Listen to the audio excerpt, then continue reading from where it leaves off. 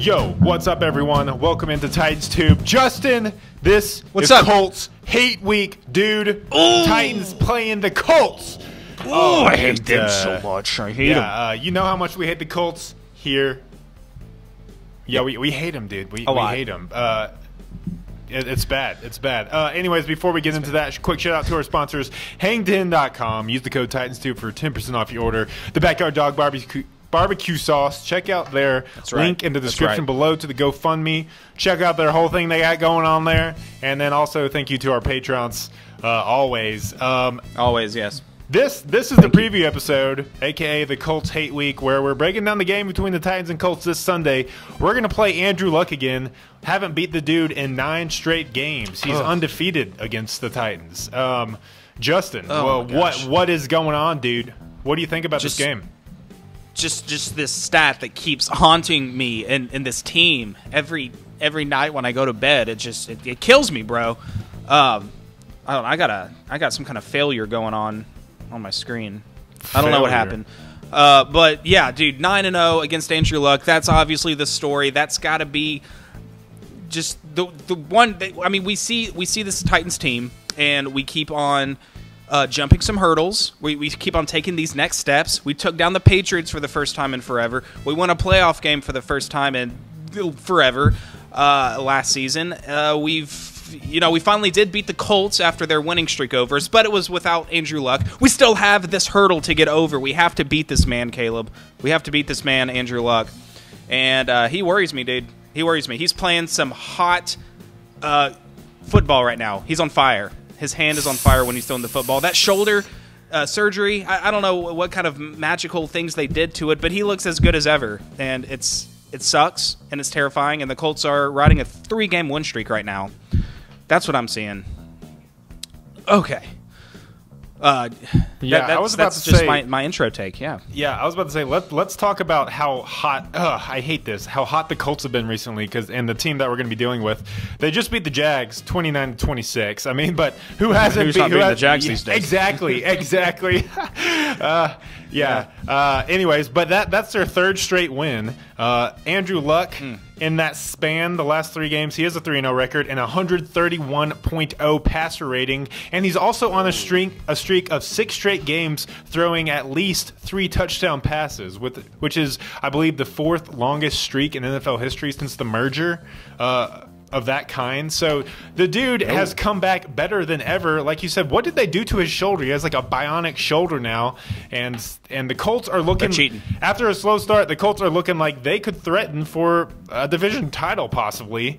Yeah, dude. This team was 1-5 like a month ago. They were dead in the water. They were supposed to be dead. You were supposed to die, Colt.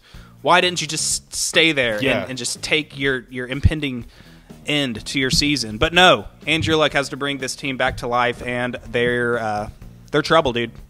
We might be in trouble. Are we in trouble? Let's talk about it. We might be in trouble. Let's break down the game. Is all I'm going to say. What? God, you keep freezing. Man, you're breaking up like a robot. Why does that happen? So do you.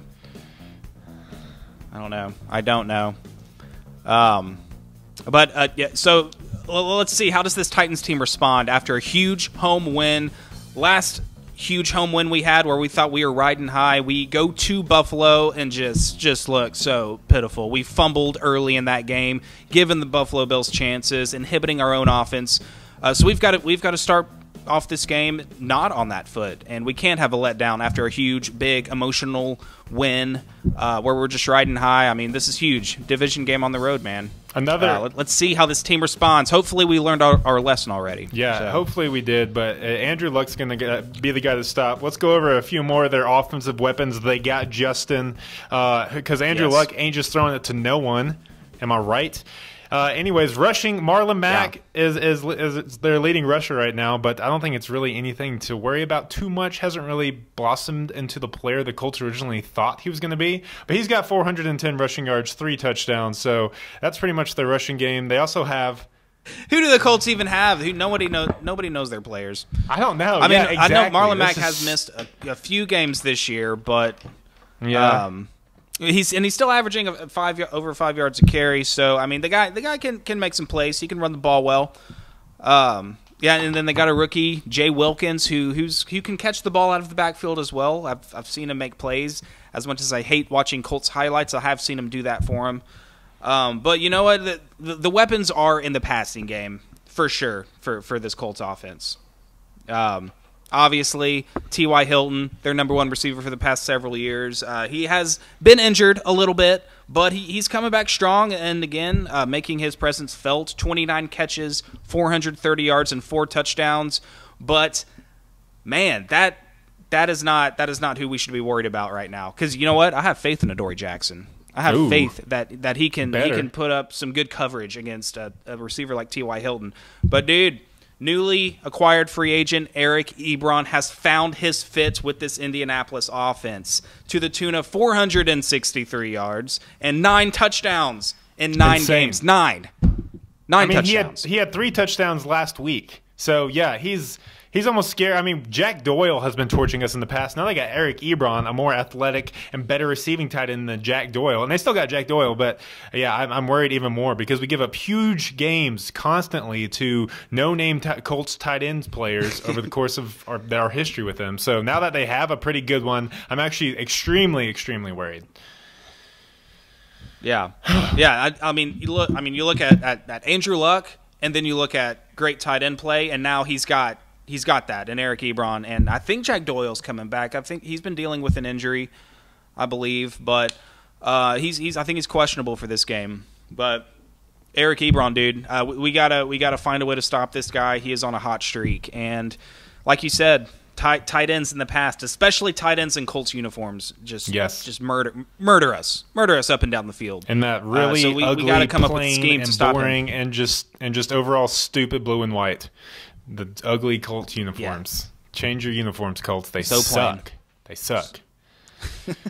Let's take shots at Colts at every chance. I'm taking shots. I'll take shots at all the Colts. I don't give a crap. I hate the Colts. So, Justin, who do you think is going to have the advantage in terms of Indy's offense matching up with our 5th overall ranked defense, dude? Quietly getting the job done. Maybe not so much quietly anymore after we shut down the Patriots, holding them to only 10 points, starting to get some national respect. Read an article on NFLtoday.com saying it was like 6 defenses to really worry about the rest of the season. Titans were on that list as one of the defenses he's going to be watching the last half of the year to really almost take another step forward. So who would you say has the advantage here? Is really that would be awesome. Smoking hot Andrew Luck and his neck beard, or the underrated Titans defense right now coming off a huge win and big game against the Patriots?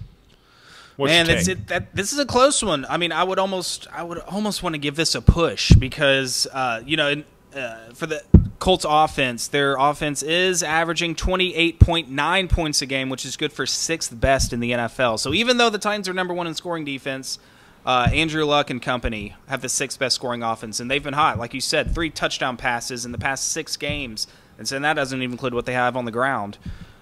So we got our work cut out for us. I mean, we can throw out numbers all we want. That's a way that most people like to break down games. You look at the stats.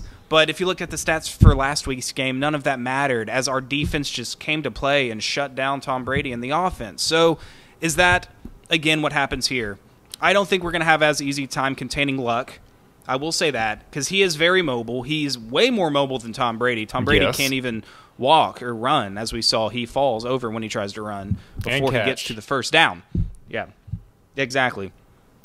So, I mean, I'll give our defense a slight edge. I think they're playing with some swagger. I think we keep them below that average that they've been putting up these last few weeks. And, I think we'll get it done. We got some healthy guys coming back or injured guys coming back. I think Derek Morgan is trying to get in line to play again. So we'll see. We'll see, man. But I think we slightly have this advantage. I just want to say that because I'm biased.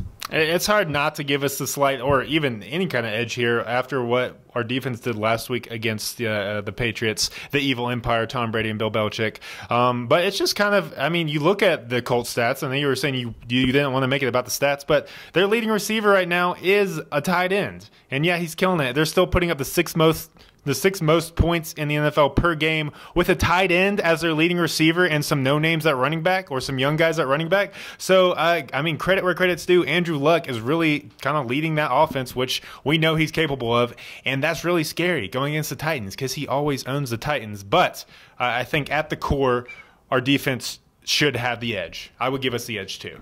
True. But it's going to be a tough game. One more important thing to point out.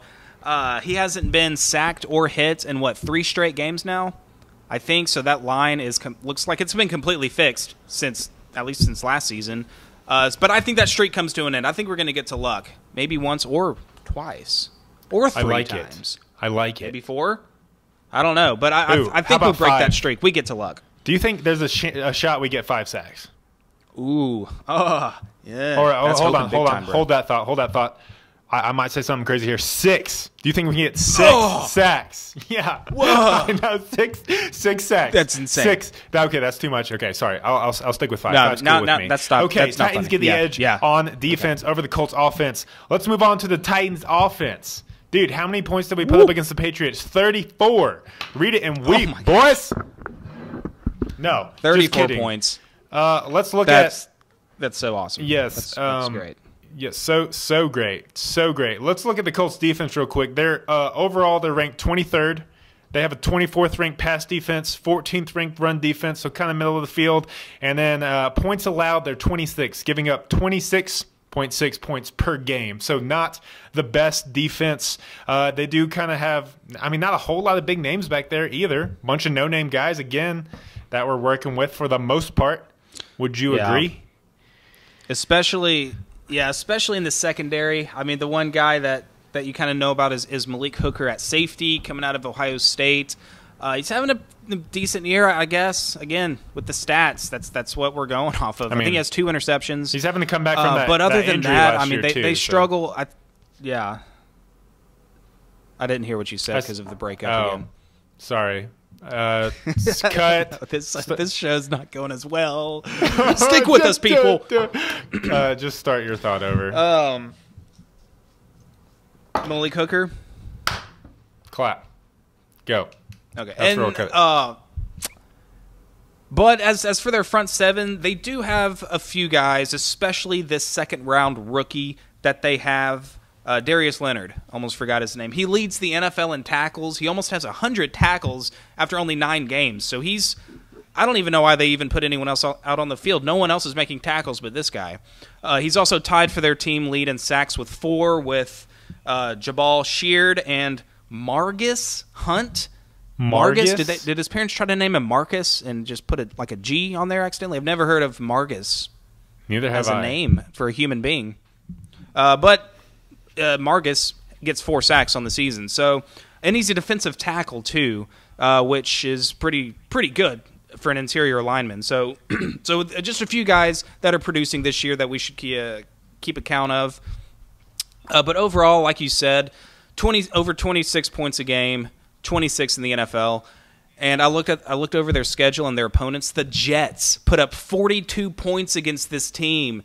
This team allows points to teams that have no business putting up big numbers. So I think the offense, as high flying as we seem to be going right now, we should be able to put up points against this team. But in typical Titans fashion, we could go on the road and put up a dud. We saw that in Buffalo already this season. So as far as the stats goes, I feel like we should be able to score on this team for sure. I agree. Me and we're already pronounced bias towards the Titans and homers coming off a huge smackdown of the Patriots. I'm going to be riding high on this offense, dude. We just put up those points we have all year, and it looks like the wheels are finally starting to roll. The gears are churning in this LaFleur offense. Marcus looks the most comfortable he's ever been. No glove. He's got feeling in his hand again. Corey Davis was the top ranked player on Pro Football Focus out of anyone last week. It's incredible to see his growth coming in and cementing himself as the number 1 wide receiver and being worthy of a top 5 draft pick, in my opinion, as long as he can stay consistent like this. So, running game came on last week with over 140 rushing yards. I don't see why this can't continue against the Colts team that's suspect on defense, especially when it comes to giving up points.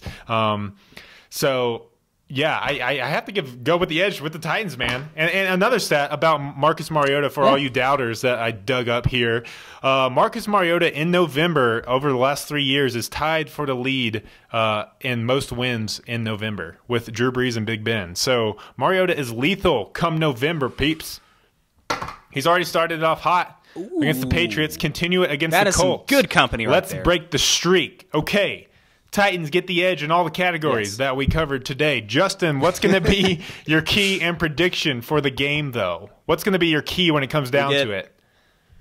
We get all the keys. You know what? I feel like it's going to be kind of the same as last week. The best player on the other team is at the quarterback position, and it's all about making him uncomfortable, getting in his face. We've got to find a way to generate pressure on this guy. A huge reason why he's putting up 3 touchdown passes in every single game is because nobody can get to him to sack him. I don't think he's been hit in the last how many games. It's enough games to where it's starting to be a problem for defenses. So we've got to find a way to get back there, pressure Andrew Luck.